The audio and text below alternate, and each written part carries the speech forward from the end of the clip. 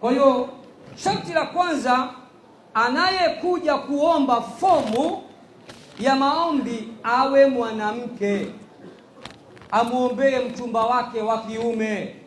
Sharti la pili, awe Mtanzania. Sharti la tatu, asiwe na mume, na huyo mwanaume naye asiwe na mke. Tumeelewana eh? Yaani iwe ndoa ya kwanza. Anayetaka kuongeza mke, sisi hatuhangaike na hao kwa sababu wanao, kwa sababu ana mke.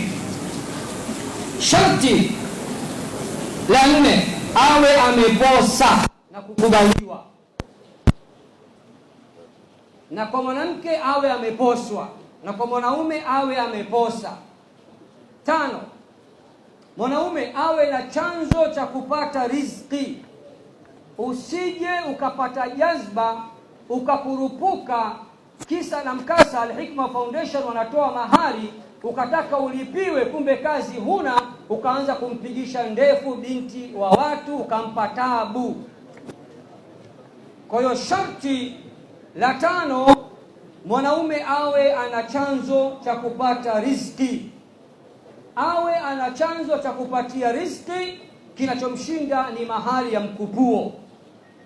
Sharti la 6, awe amekwisha jaza fomu ya usaili huyo mwanaume, kwa sababu atakuja kuchukuliwa fomu na mkewe mtarajiwa. Kwa hiyo fomu lazima irejeshe na aijaze. 7, awe amefanya usaili na kufaulu.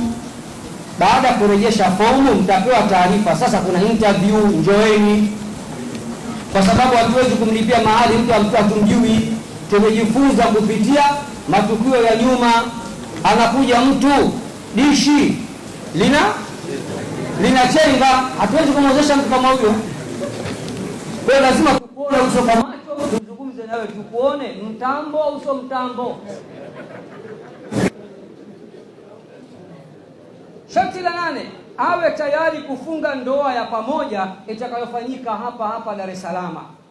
Sharti la 9, athibitishwe na imamu wa eneo lake kwa barua, na ambatanishe kopi ya kitambulisho cha NIDA, yani kitambulisho cha kura. 10 na mwisho, sharti la 10 na sharti la mwisho, mzazi wa binti au mlezi wa binti au wali wa binti akubali ndoa ile iwe miongoni mwa ndoa zitakazofungwa kwa pamoja. Asituletee usumbufu katika hilo.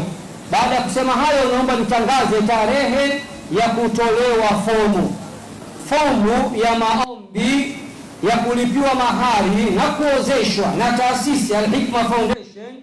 Zinaanza kutolewa tarehe 9 mwezi huu wa 3 mwaka huu 2026 hadi tarehe 10 mwezi wa 4 mwaka huu 2026, bimaana kwa muda wa mwezi mmoja tu, na fomu zinapatikana hapa Al-Hikma makao makuu.